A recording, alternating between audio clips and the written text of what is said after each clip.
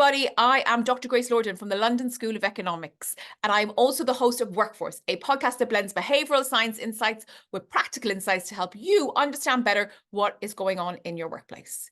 In a recent episode, Workforce covered resilience, and we interviewed Michael Pluess, a development psychologist from Queen Mary University. You are now listening to bonus content where Michael discusses the definition of resilience, and also I ask him what makes some people more resilient than others. We have a super interesting conversation about sensitivity, and if you don't know what sensitivity is, you're about to learn what it is, and also you might get some insights into how sensitive you actually are and what it means for your resilience. Let's listen to what Michael has to say. How do you define resilience when you study it in your research? Well, I mean, there's lots of different definitions. The most simple, I think, and that I use is to do better than expected in difficult circumstances. So when people experience adverse events, many of them, or often people, will develop problems in response to that. So people that don't do that, that don't develop problems, that don't seem to be negatively affected by the adversity, that would be evidence of resilience. But there are many different, more sophisticated definitions, but basically it is positive development despite exposure to adversity. And when we think about positive development, what type of markers are you looking at when you're deciding whether or not a person has been resilient to a particular negative shock? From a traditional understanding of resilience, it would be not developing problems. So often in resilience research, the focus was on sort of undesirable outcomes like depression, mental health problems, or behavioral problems. So basically, children or adults that don't show those negative behaviors, that would be evidence of resilience. But the understanding is that that is, by some people, understood as not really displaying resilience sufficiently. They think there should be some positive outcomes as well, such as, maybe self-esteem or self-efficacy, some positive outcomes rather than just the absence of negative ones. So when we think about the absence of negative outcomes, from what I understand from your research, some people are generally more influenced by these negative events that happen in their lives as compared to others. Could you help us understand the distinguishing factors between these two groups of people? Yes, so I mean, we do know, we have known for a long time that people differ in how they respond to negative experiences, whether that would be traumatic experiences such as, the exposure to war and refugees, but also loss or childhood maltreatment. So we know that people differ substantially in how they respond to that, with some developing problems in response to those experiences and others not seemingly being affected by them as much. So there's a long tradition in developmental psychopathology or in psychiatry to look at those individual differences specifically to negative experiences. And much of that has been framed in terms of vulnerability and stress. So that the understanding is that some people are more vulnerable to stressful experiences than others. Now, a different concept that has come up in the last probably 15 to 20 years is that maybe it's not that people differ in their vulnerability or only in their vulnerability, but that they differ in their sensitivity or susceptibility. Basically, that some people are generally more impacted by what they experience. So if they experience something negative, that might have a stronger negative impact on them. But at the same time, these people are more impacted by positive experiences. So if they experience something positive, like caring parents, a caring environment, or social support, or psychological intervention aimed at helping them, they seem to benefit more from those experiences and then doing better than the less sensitive ones. So that has been quite a game changer in our understanding of individual differences. It's not just that some people are more vulnerable than others, but it's also that some people are more sensitive. So they might be more vulnerable as a result of that, but they also benefit more from support. One of your papers, Michael, that I was reading, which was published in 2020, that looks at twins as a way to separate the kind of genetic environment, which is obviously constant to twins, from the environment if they're actually separated at birth, looked at twins and basically said that 47% of sensitivity is down to genetic information, genetics, and the other 53% is a variance that's actually explained by the environment. Can you define sensitivity? Tell us more about this particular paper and also how sensitivity and resilience relate to each other. Yeah, so in that paper, we basically looked at the heritability of sensitivity measured with a highly sensitive child scale. This is a self-report measure, a questionnaire with 12 questions that has been designed to measure sensitivity in children and adolescents between the ages of 8 to 18 years. And that captures different aspects of how perceptive they are, sort of like capturing sensory sensitivity, how difficult they find loud noises or having a lot going on, but also how much they enjoy art or, good taste and things like that. So it captures sensory sensitivity to both negative and positive experiences, as well as some aspects of processing things more deeply. For example, being more aware of subtle changes in the environment. So this is probably the main measure that is being used to capture sensitivity. There's as well an adult version, which is actually the original version. It's an adult version, and then we created the child version of that. So this is what we use to measure sensitivity. And we wanted to then find out how much of those differences between people are due to genetic factors or environmental factors. And the way we did that is by including the measure in an ongoing twin study, a very large twin study in the UK, the TED study. And adolescents were around 17 years old when they completed the questionnaire, and then we could use that to estimate the heritability. So important to mention here is we didn't measure any DNA. We didn't measure any genetics. We just compared identical twins with fraternal twins to estimate the influence of genetic factors versus environmental factors, and did find that, similar to many other personality and temperament traits, close to 50% of the differences between people could be explained by genetic factors, and the remaining 50% would be explained by environmental factors. And this is pretty common for literature that looks at unraveling genetics and environment, where the number tends to be around 50%. I know it's the same for well-being. There's a paper by Jan van den Ev that estimates that 50% of our well-being is predetermined, and there's 50% of it that actually varies with the environments that we choose to put ourselves into. Yes, it's quite common. There has been a very large meta-analysis that basically combined all the twin studies that looked at human traits and found that on average, it seems that about 50% of the variance between people seems to be explained by heritable factors and the remaining 50% by environmental factors. There are some limitations to twin studies though, because it's really a statistical approach. It doesn't tell us what genes would be relevant. It doesn't tell us what environmental factors would be relevant. And also it doesn't tell us anything, that's a very important point, it doesn't tell us anything about our own heritability. It doesn't tell us that, our own sensitivity, 50% of that is genetic and the rest is environmental. It's really a measure across a population. Yeah. So in the twin study, we had about 2,000 to 3,000 twins. So across those 3,000 twin pairs or twins, we found that about 50% of the differences between them are explained by genetic factors.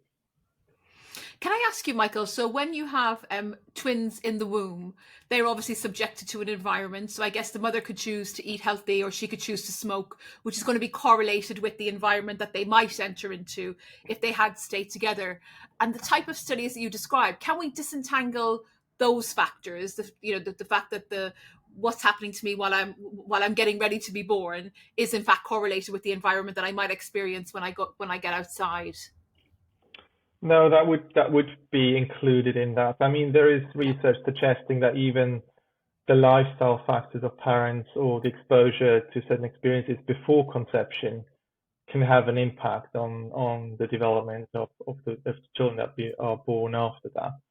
So, but yeah, when you have twins, they basically have the same experience during the prenatal period. Yeah. And I mean, there's some assumptions of twin studies that are a bit more challenging maybe. And in twin studies, we differentiate between shared environment and non-shared environment, and that often gets confused as well. It's basically the shared environment is what makes twin pairs more similar to each other, and the non-shared environment is what makes them more different to each other. And yeah, so there's a slight distinction there that sometimes people are modeling. So if we have kind of 50% of the variations in sensitivity down to environmental factors, if I take a kind of glass half full type approach, I might say, actually, there's a lot for me to change if I'm an individual. And I know what I should change doesn't come from the twin studies, as you well explained. But I'm wondering from the research as a whole, what factors enable a person to be less sensitive and more resilient to the situations that they encounter? Our knowledge on the environmental factors that shape sensitivity is still quite limited. The same as it's quite difficult to identify the genetic factors that shape the different levels of sensitivity. There seems to be some evidence to suggest that more traumatic experiences or more negative experiences upregulate sensitivity. That would make sense from an evolutionary perspective, because if you're growing up in a more challenging environment, then being more sensitive might help you to be more vigilant and to be more aware of dangers and threats. So there is some suggestion that early trauma or early negative experiences could increase sensitivity. But I also make the case in one of my papers that it might be the combination of the genetic factors and the environment, and then shapes different sensitivity types. So basically the idea is that there is a genetic predisposition that will then be shaped by the different experiences that people have across life into different types of sensitivity. So the genetic sensitivity might be more neutral sensitivity, but if someone experiences a more challenging environment, especially during their childhood, they may develop a sensitivity type that is more focused on threats, on the detection of threats.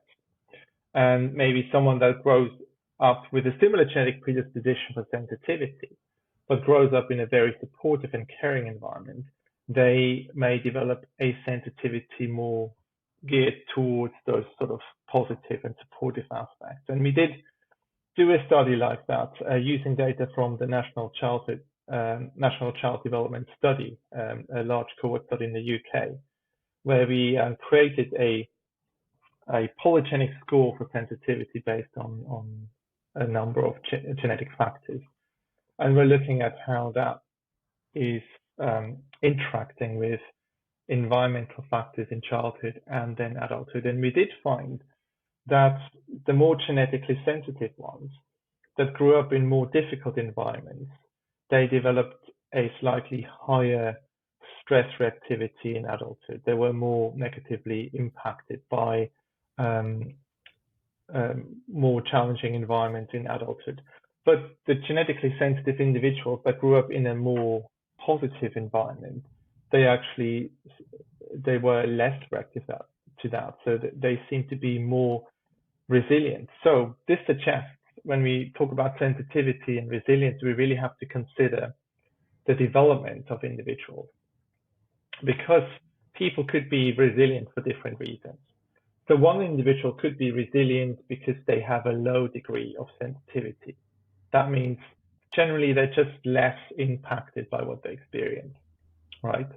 So it just affects them less because they have a lower sensitivity, and that makes them more resilient.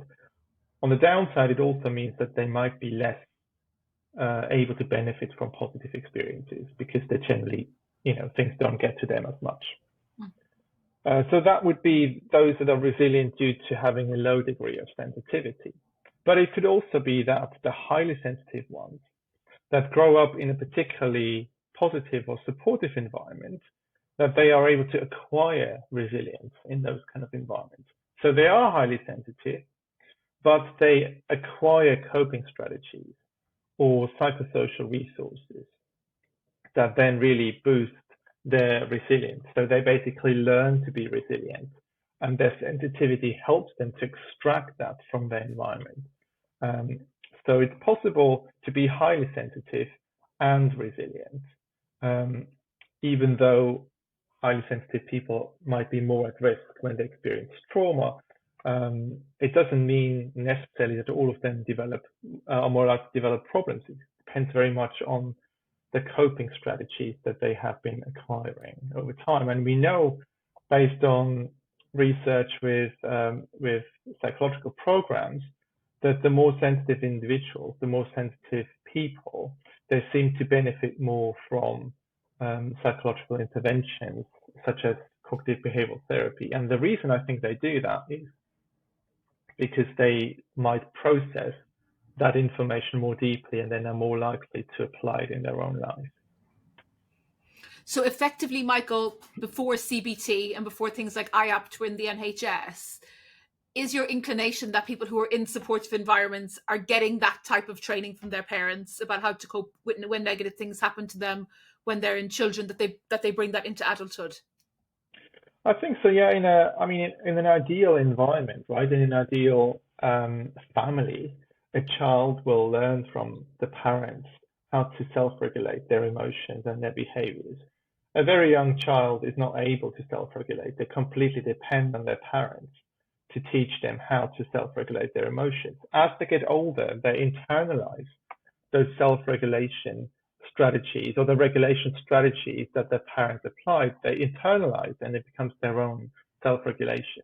So someone growing up in an environment that is fairly structured and where parents are good at regulating their own emotions and their own behaviors, and then can help the child to regulate their emotions and their behaviors, they will internalize those strategies and then likely be better at regulating their emotions as adults. So these are basically very close to coping strategies, because when we encounter challenges and when we encounter stress, we are challenged to regulate the emotions that are caused by the stress. And there's more adaptive strategies to do that, more maladaptive ones. And there's lots of research suggesting that problem-focused strategies or adaptive emotion-focused strategies, which help us to sort of reduce the negative emotions that distract us from finding a solution, that those are really helpful in overcoming challenges, and therefore to be resilient in response to those experiences as well. And when I imagine the other group of people, the highly sensitive person who's constantly scanning the environment for threats, I imagine somebody who's in their fight or flight mode a lot of the time. That's how they're experiencing life. So they're going through life looking for something negative to happen. Is that an accurate kind of summary of how some of these symptoms would manifest? Well, I think it's a fine line, right? So there's a difference between being perceptive and by being sort of vigilant and expecting threat. I think the positive side, or the more adaptive side of sensitivity, would be to recognize threats before they become a big problem.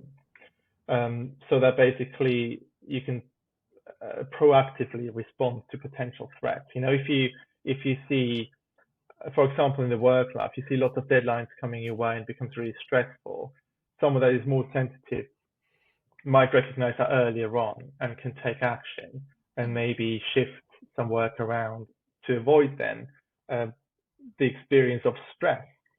Whereas someone that's vigilant in a more negative way just sees threats all the time and then has strong emotional responses to that, which could be impairing. We did actually do a study on first-time teachers and on their well-being. So this is from a charity that train teachers. These are young graduates. They just finished university, are being trained up over a few weeks, and then start teaching right away, usually in quite challenging schools. And we did find that the more sensitive individuals, their well-being really drops when they are exposed to the very challenging environment of teaching for the first time in disadvantaged areas. And so their well-being drops in the first few months. Whereas for the low sensitive individuals, well-being is basically unchanged. They don't seem to be fazed very much by the same kind of context. But the interesting thing is that after about half a year, the well-being of the highly sensitive individuals goes back to where it was before. So they completely recover. And it just suggests that for highly sensitive individuals, it may take a while to adjust to a new situation, but it doesn't mean necessarily that they're not able to adjust. It means, it doesn't mean that their well-being will be impaired in the longer term. It just means that when they experience change or challenge, it might take them a while to adjust to that, but they seem to be able to overcome and adjust to those situations.